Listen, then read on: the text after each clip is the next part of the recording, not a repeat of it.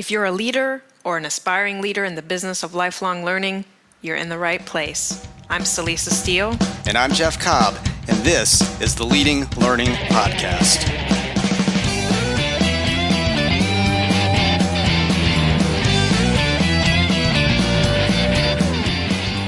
Hello, and welcome to episode 55 of the Leading Learning Podcast. In this episode, we'll be talking with Shlomy Kattan, who is a senior director at the XPrize Foundation.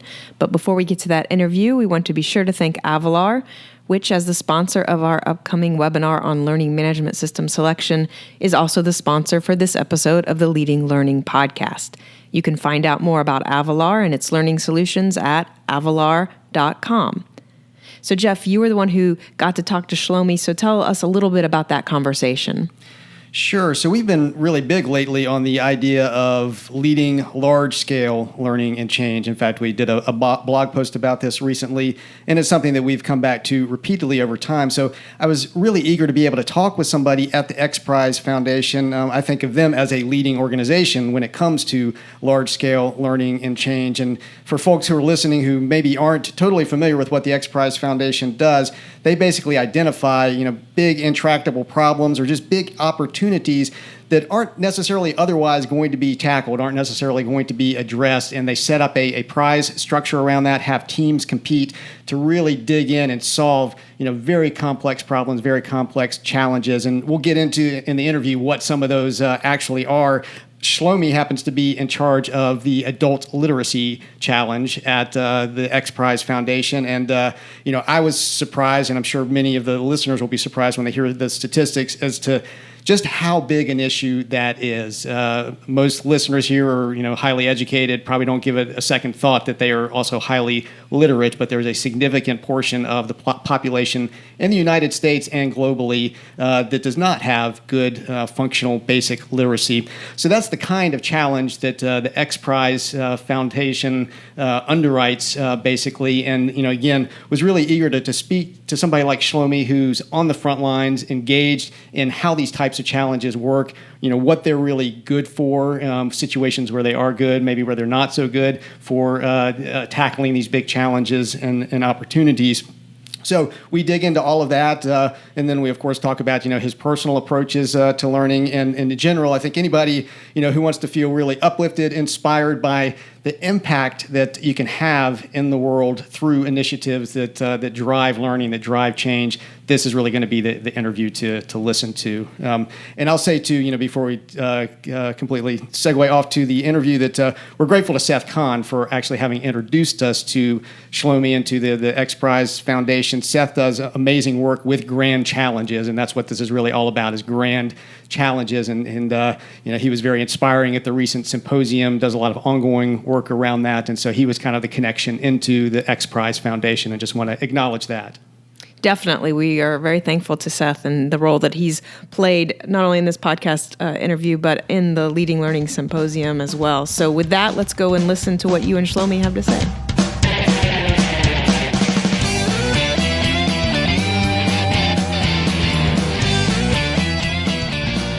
This is Jeff Cobb, and I am very happy to be joined today by Shlomy Kattan. Shlomy is the Senior Director of Prize Operations for the Barbara Bush Adult Literacy XPrize at the XPrize Foundation. And really looking forward to talking about the XPrize Foundation and about that Adult Literacy XPrize. Shlomy, thanks so much for joining us today on the podcast. Thank you, Jeff. Great to be here.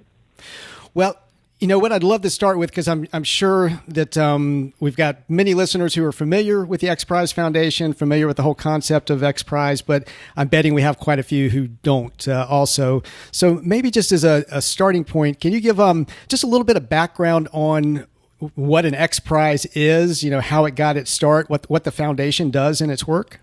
Yeah, of course. So at its core, XPrize is a nonprofit that designs and manages large-scale competitions in order to drive innovation that will benefit humanity. But I say at its core because really those competitions are part of broader impact programs that we run across the foundation. Now, the way we got our start is interesting because while some people do know the XPrize Foundation, they're not aware that these incentive prize competitions have actually existed for a long time.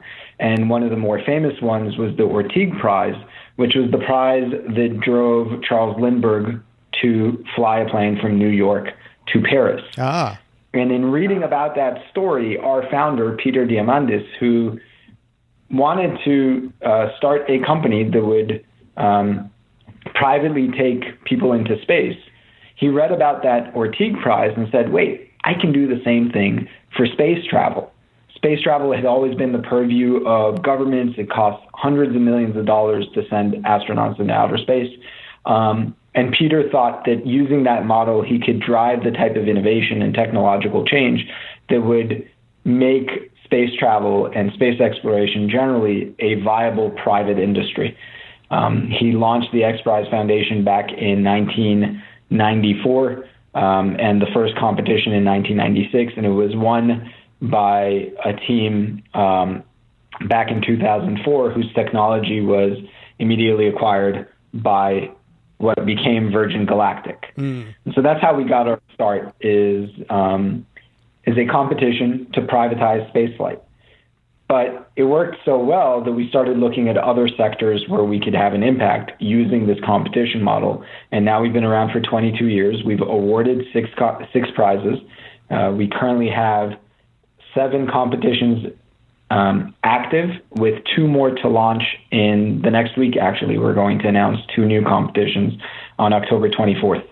And so that's what XPrize is.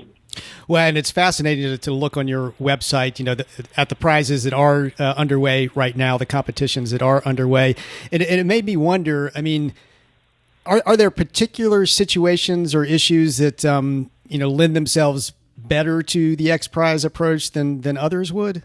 Yeah, absolutely. And the Ansari XPrize, which was that first one, is a good example of it. But in general, we function at that intersection where there is little to no incentive for private industry to innovate, and no motive is in place for government to invest more heavily in any sort of technological innovation. So if you look across the different, we call them grand challenge domains, but the different sectors or verticals across which we work, it's the life sciences, it's health and wellness, it's education and learning, space and exploration, transportation.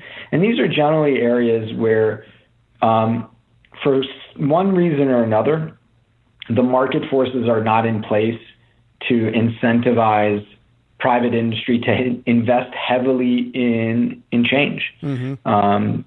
Status quo remains the same. And so that's, it's usually that intersection where we really believe that's the best opportunity for an XPrize to have the most impact. Right. And you just use that word, incentivize, because I wonder, it seems to me that the XPrize competitions, they drive tremendous learning, they drive tremendous collaboration. Obviously, people are, really pulling together to solve a big issue or a problem. What is it that makes this approach so effective for that? Is it the competition? Is it the prize money that's involved? What is it that's kind of the secret sauce from your perspective? Yeah, so the prize money matters. Mainly to draw attention to the competition. What really drives, we say at XPrize, we are all about the teams. The teams are the competitors. They are really the ones that are creating the innovation. We are just a platform that allows them to have their success. And XPrize is not the only one, even in the education and learning space, we're not the only organization doing these types of competitions. A recent one was XQ, which was founded by Lauren Powell Jobs, has awarded $100 million to reinvent high schools. What the money that goes into it, it's an attractive thing, it's an important part of it, but really the psychology of competition is what drives that innovation. The people who compete for XPrize competitions and for these types of competitions in general, for incentive prize competitions in general, these are hardcore entrepreneurs. These are people who want to see change happen in the world, and they know that that change happens because they make it happen. And that psychology and that faith that they tend to have in their own solutions is really the reason these things are ever successful. A book recently came out, actually just under a month ago. A book came out telling the story of that first XPrize, of the Ansari XPrize. It's called How to Build a Spaceship. And what's interesting is it tells the stories of the different competitors. And these are highly entrepreneurial, not at all risk-averse people who think really creatively. They tend to be, even if they're insiders to an industry, they've got an outsider's perspective. And that really is what drives that type of innovative thinking. And that's what we've seen. What we tend to see really is it's a form of crowdsourcing and gamification that gets a lot of people involved. And when you have that many shots on goal, when you have that many people competing, they drive one another to do more. Right. They find out what other competitors are doing, and there's this just innate need as humans for us to constantly be improving. And I think that the competition model just leverages that nature, that human nature. Right. And makes it. And I mean, have you ever seen any situations where it didn't work for some reason, where that entrepreneurial impulse didn't take hold, where the necessary learning didn't happen? I mean, any significant failures that have happened under this sort of model? Yeah. So, we like to think at XPrize that actually a lot of those failures, the failure to win a competition. So far we've had 7 competitions, 6 of which, not including the active ones, 6 of which were won. And I'll talk a bit more about those, and I'll talk about the 7th one in a couple of minutes. But what we've seen is that actually some of the teams that don't win the competition do something where, in the process of, for lack of a better term, failing, end up doing some of the most innovative stuff. They do something that is so groundbreaking that it didn't work for the competition, but it has huge impact on the world. And I'll give you an example from our most recently awarded competition. It was the Ocean Health XPrize. And the Wendy Schmidt Ocean Health XPrize was for the creation of pH sensors that could measure the acidity of ocean water at 3,000 meters at levels of accuracy that were close to or very similar to existing solutions that are much, much more expensive and at a price that is significantly cheaper than what was available on the market before the launch of the competition. And the team that won was a small company from, of all places, Montana. They have ocean water flown out to them, and they created these two sensors that worked really well and actually came in first for both sides of the competition, both for affordability and accuracy. But there was another team. There was a group of high school students, and they came up with an idea that was essentially using a fin on a surfboard to measure pH levels in the ocean. Now, that's tremendously innovative. No one had thought to do something like that. They couldn't win because they couldn't do it at depth. When they tried to go to 3,000 meters, they weren't as accurate, and I think their device actually broke. But that was what we call a bold, ingenious failure. It was thinking outside the box to such an extent that it's going to have an effect on the industry and on the way that people approach ocean health, even though it didn't win the competition. And we tend to see that across the board. Companies that have come about that didn't even make it to the finals of the competition, but came up with so many innovative tools that those end up going to market. The only competition that has ever, for lack of a better term, failed is the Archon Genomics XPrize. And that one failed because we launched a competition and the market moved so quickly that the market leader actually surpassed the goals of the competition before we even started. Interesting. So we announced that we were doing a prize. We had all the funding. The competition started, and the leader in the market came and said, "We're not going to compete because it doesn't make sense for us as the market leader to risk our position by competing with a bunch of startups. but we want you to know that we've already done what you're asking companies to do. That just canceling that competition actually to us proves the model, because it goes to show that if you put out something that is not audacious enough, the market will beat you to it. But as long as we put out something that is really on the cusp of impossible, at least by current standards, it's going to push the envelope and it's going to pull the industry forward. And with Archon Genomics, that simply wasn't the case. The market exceeded expectations well ahead of time. Right. I like that phrase, on the cusp of the impossible. That's great. Well, let's to switch gears a little bit. I mean, how does somebody end up working someplace like the XPrize Foundation? I mean, how did you end up working there? I notice you've got kind of an eclectic background. You've got an education background, particularly language education. You've been an entrepreneur. You've been a strategy consultant. I mean, have some of those been more important than others in what you do at XPrize? I mean, just kind of tell us the story of how you got there and how you've brought your skills to bear. Yeah, so you used the word eclectic, and I think that is it's an accurate description of pretty much everyone at the foundation. All right. And I think I have a colleague. He's the technical director of both the Adult Literacy XPrize, the Global Learning XPrize, as well as the Artificial Intelligence XPrize. And he likes to say that none of us have been doing this for 25 years.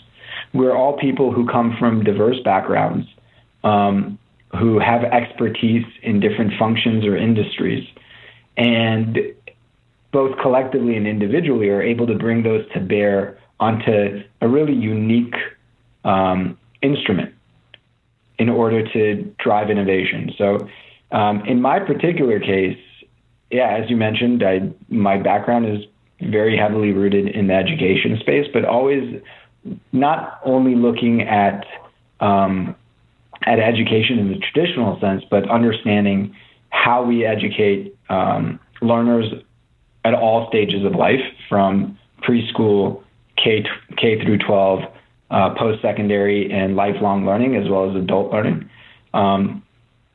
And that's been my experience. And I've always been mixed in with how technology can be used to improve those processes and improve those institutions. And just before joining XPrize, I was at a startup that I founded. We'd been running it for 3 years. We're in the process of winding that down.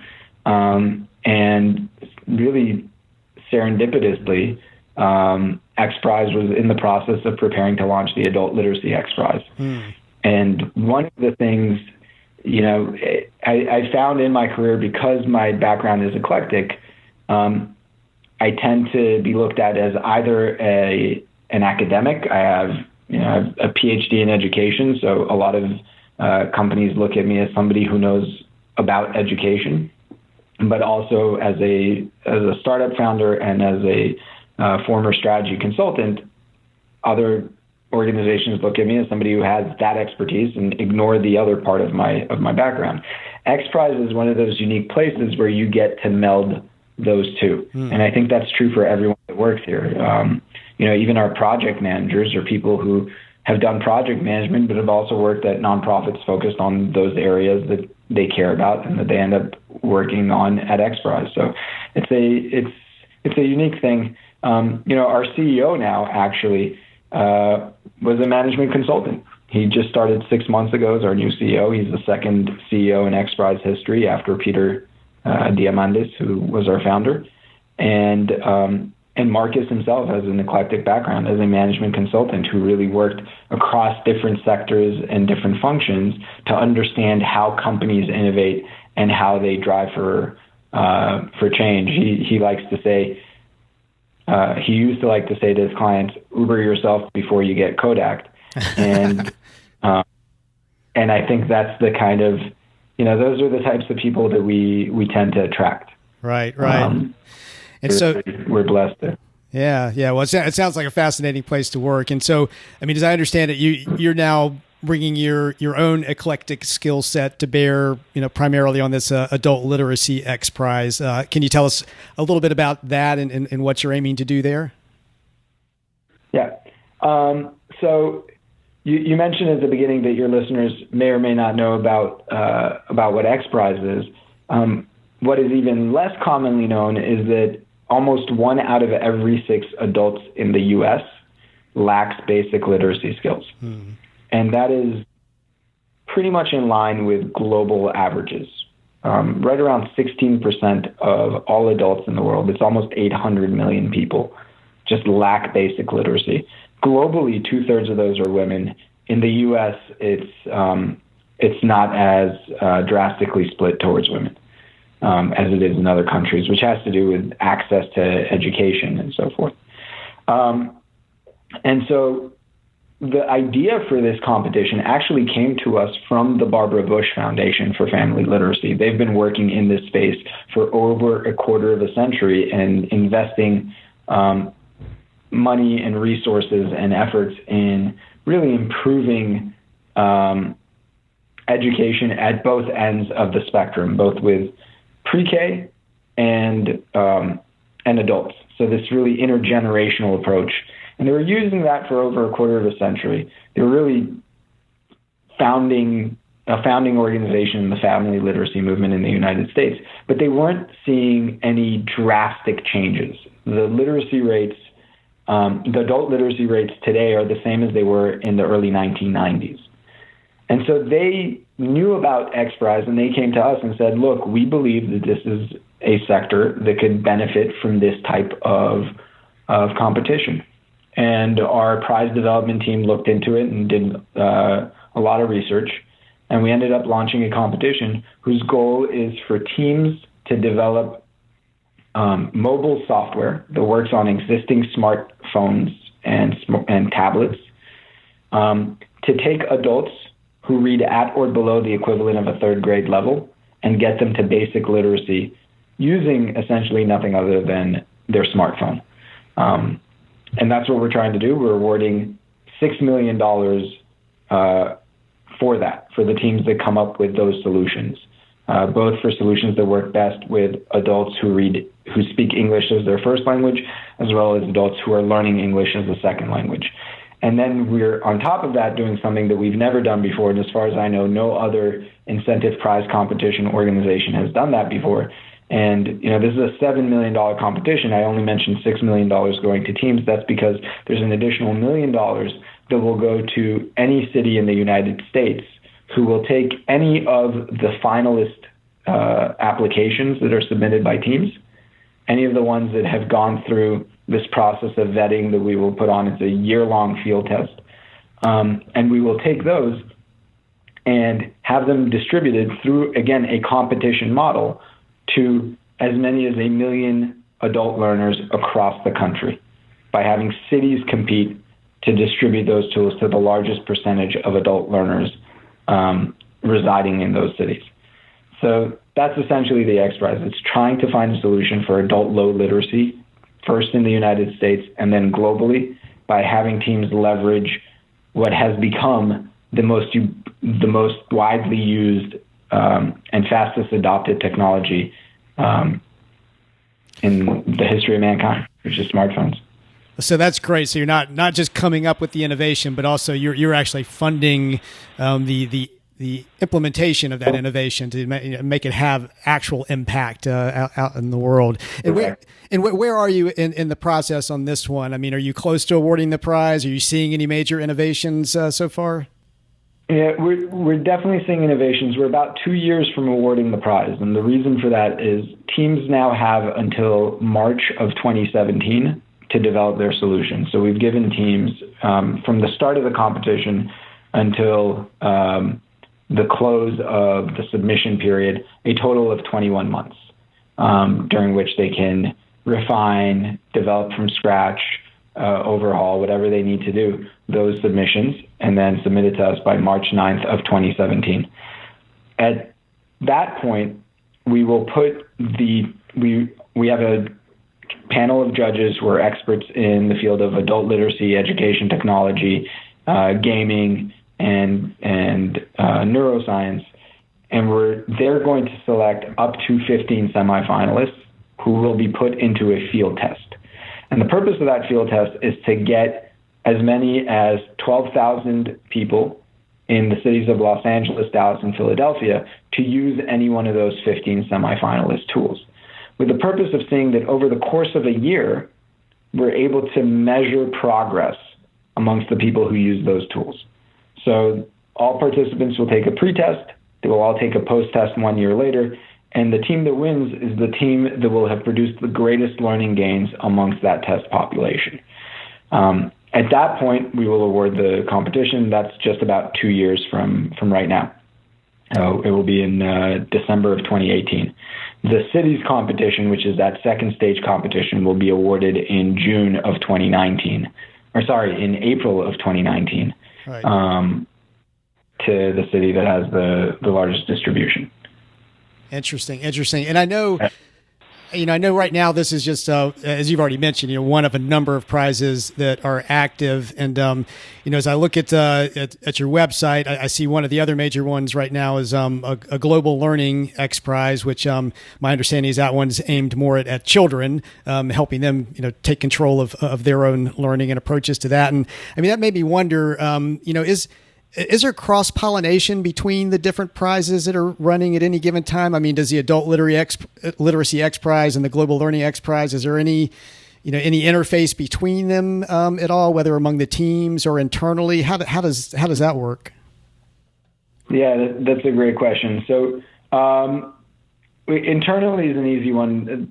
We share as an organization, we're cross-matrix, so we share resources across teams. And I mentioned earlier that the technical director of the Adult Literacy XPrize is also the technical director of the Global Learning and AI XPrize competitions.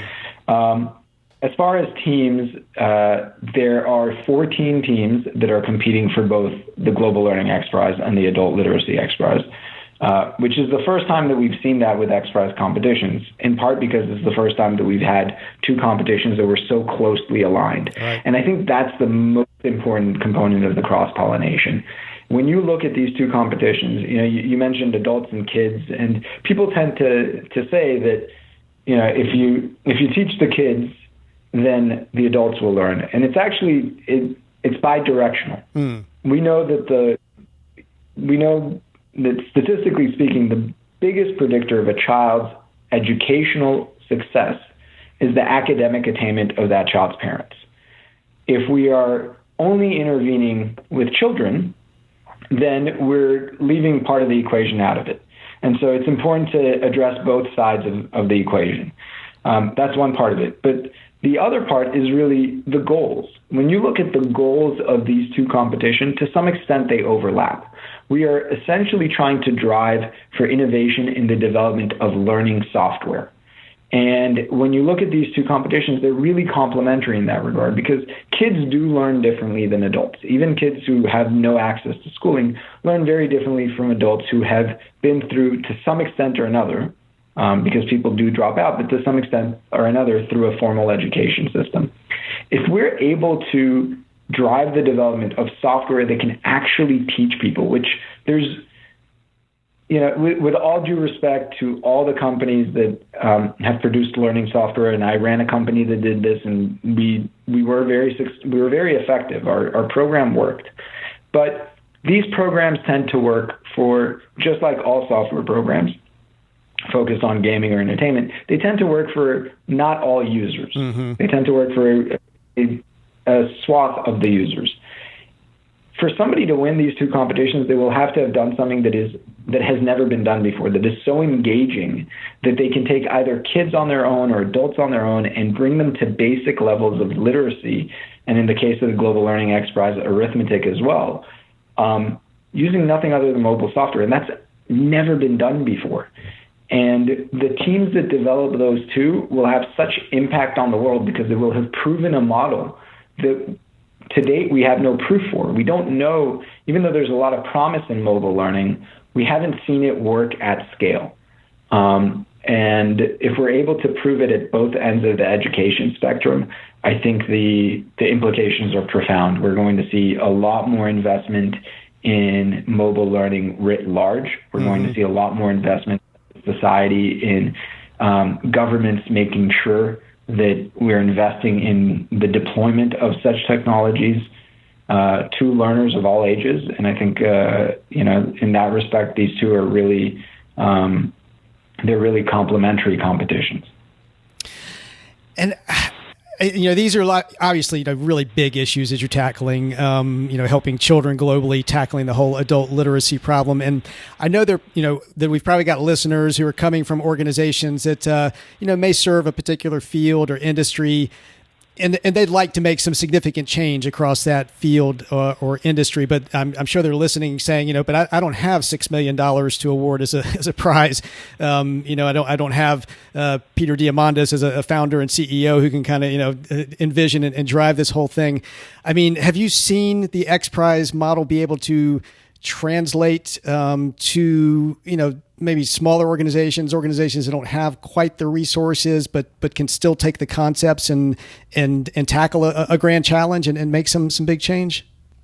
Absolutely. I mean, there's a long history to prizes, and we're seeing today that there are organizations of all sizes using this model to drive for innovation in their particular sectors. A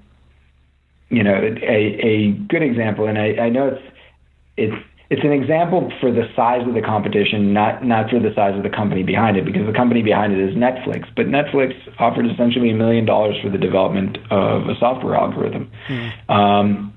You see platforms like HeroX, which is actually a partly owned subsidiary of XPrize.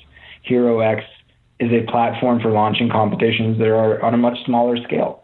You don't need $10 million. You need something like $10,000. And as long as you define the goal adequately, and the prize purse is one that can incentivize people to achieve that goal, then competitions work in all shapes and sizes. And I think that's something that we've seen across the board. You look at, the Ortigue Prize at the time that it launched was a $25,000 prize, which if you translate it to real dollars today, that's $350,000. It's significant, but we're not talking about earth-shattering money. Right. And so I think the model in and of itself, it's a really elegant model. It really is. And there are platforms out there. HeroX obviously is one that we're partial to, but there are others as well that really allow smaller organizations to leverage the competition model and get that type of impact from the crowd. Right. Yeah. Well, and we'll be sure to link to HeroX as part of the show notes for this episode, because I think that is definitely something that listeners should check out, along with checking out your website. Before we wrap up the conversation, though, I'd like to kind of turn the lens back to you again, because one thing we like to ask everybody who comes on Leading Learning, since we are a show about lifelong learning, is what are your own lifelong learning habits and practices? And because of where you're coming from, I feel like I also have to ask, do you yourself, set yourself kind of big challenges and big rewards as part of your own kind of personal approach to lifelong learning? That's a great question. So I think all of us by default are lifelong learners. And, whether we build projects around our learning goals or we don't, we're always learning. Sometimes we're just not aware of how much we learn because it's so intrinsic to everything that we do. I would say that for me, that's kind of the big goal, is really trying to take that learning that happens naturally and figure out ways to channel it into something productive. And so I'm constantly, doing projects on the side that are really geared towards how can I learn more about a particular industry, or how can I produce something that is useful for others, that in that process, at a minimum, if nobody else finds it useful, at least I learned something. Right. And so that to me is important, that by really thinking of how do I produce it for others, I feel that kind of commits me to that thing. And The biggest project for me has been, I have a 2-year-old daughter. So for the last 2 years, one of my big projects has really been trying to understand more about the physical world so that I can teach her in a language that is understandable to her about the physical world. Because I remember being a kid and having those types of questions.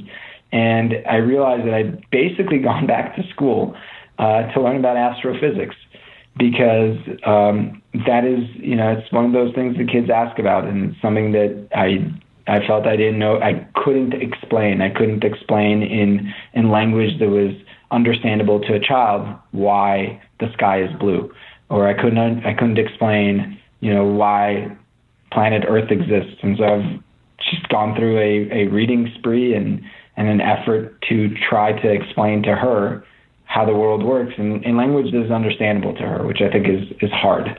Anytime you can explain something to a young child, it requires more than superficial understanding. So that's been my big thing over the last couple of years is that. And prior to that, it's always, Kudo really started out of the same thing, or the company that I founded really started out of a process of trying to help friends better understand how their kids could learn a foreign language. And that gave rise to eventually a company, because we realized that answering those questions was not what people were really looking for. Mm-hmm. And putting materials was more it. So that. Yeah. That's funny. I think kids, in many ways, are the ultimate grand learning challenge. I've certainly found that with my own 2 children. So, So as we're wrapping up here, can you tell listeners the best way to find out more about the XPrize Foundation and what you're up to, and then to the extent you're open to it, how they could connect with you? Of course. So the easiest way to learn more about XPrize is to go to xprize.org. That's the letter X, XPrize.org. All our active competitions are listed there, information about the company, and everybody that works at XPrize is on the team page, not just leadership. Every single person that works at the company is listed there. As far as contacting me, I'm always happy to connect with people, and anyone is perfectly free to email me at my XPrize email, which is publicly available. So it's Shlomy at xprize.org. It's SHLOMY at xprize.org. More than happy to connect with your listeners and tell them more about this competition and other competitions in our education and learning domain. Well, great. Well, Shlomy, thanks so much for taking the time to talk and share what you're doing and what XPrize is doing with Leading Learning listeners. No, thank you, Jeff. Really appreciate the time, and thanks. That wraps up our interview with Shlomy Kattan. And as we're exiting, we want to say thanks again to Avalar for sponsoring this episode of the podcast. Find out more about Avalar at avalar.com. To get show notes for this episode, just go to leadinglearning.com/episode 55. And while you're there, you'll also see that there are various options for subscribing to the podcast. So if you're not subscribed already and you are getting value out of the podcast, we would be truly grateful if you would subscribe.